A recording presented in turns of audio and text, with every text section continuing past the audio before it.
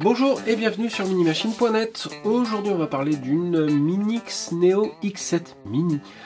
C'est une mini machine, c'est le moins qu'on puisse dire, elle est vraiment très compacte, très complète, qui permet d'installer un Android sur votre téléviseur. Le but du jeu ici c'est d'installer Android sur votre télé et de pouvoir le piloter, de faire plein d'applications, lancer plein de choses sur votre télé, mais également d'en faire un petit relais multimédia assez complet.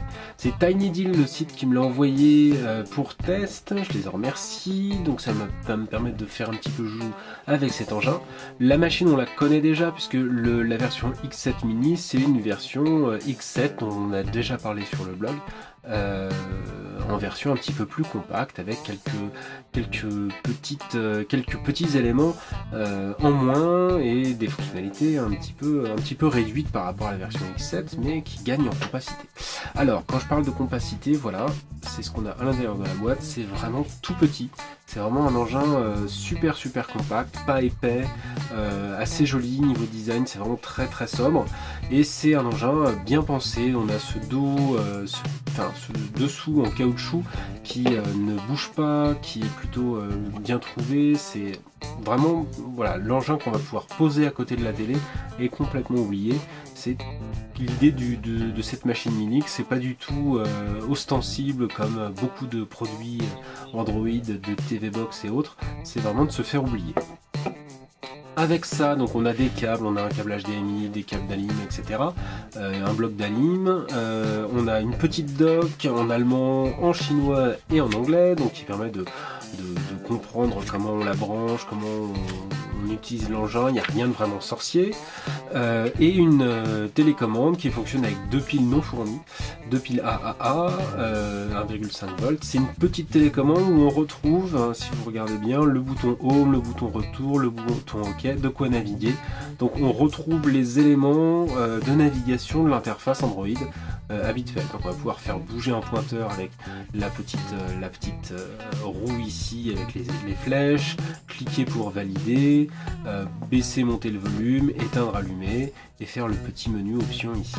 C'est vraiment le truc tout bête qui va permettre de piloter l'engin. C'est de l'infrarouge classique, alors même si on ne le voit pas sur la façade, quand elle est allumée, la machine, il y a une petite LED bleue qui apparaît ici en transparence. En fait, c'est assez joliment fichu et il y a la possibilité donc de capter de l'infrarouge. Tout ça, c'est bien caché.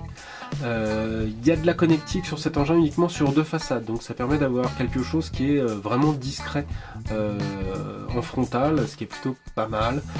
Il n'y a pas ce côté très exubérant qu'il y a sur beaucoup de TV Box. C'est vraiment très sobre.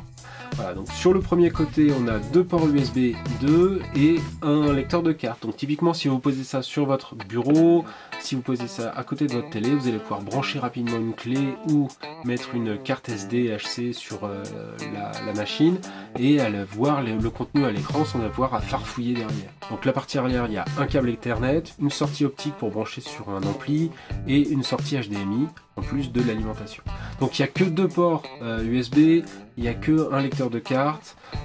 Évidemment on peut brancher un hub, mais l'idée c'est d'avoir un truc plutôt sobre.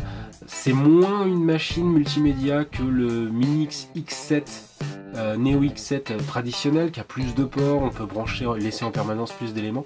Là c'est plutôt quelque chose que se pilote vraiment avec la telco et qui va permettre de lire des données. Évidemment on peut brancher un clavier, je pense surtout à un clavier sans fil, on peut brancher un petit dongle USB et avoir un clavier sans fil, typiquement un K400 Logitech pas très cher qui va permettre d'avoir une souris et un clavier donc pour pouvoir faire des saisies un petit peu plus compliquées.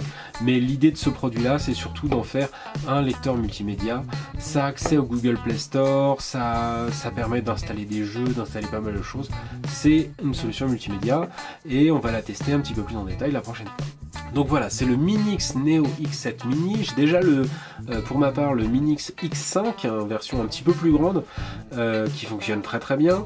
Là, c'est vraiment l'idée d'avoir un engin qui permet de transformer une bête télé en une télé connectée avec un accès à YouTube, etc., les applications Google Play, etc., mais surtout avec un programme comme une application comme XBMC, de pouvoir lire du contenu directement à l'écran et aller farfouiller sur votre réseau pour aller chercher des films, de la musique, etc. etc.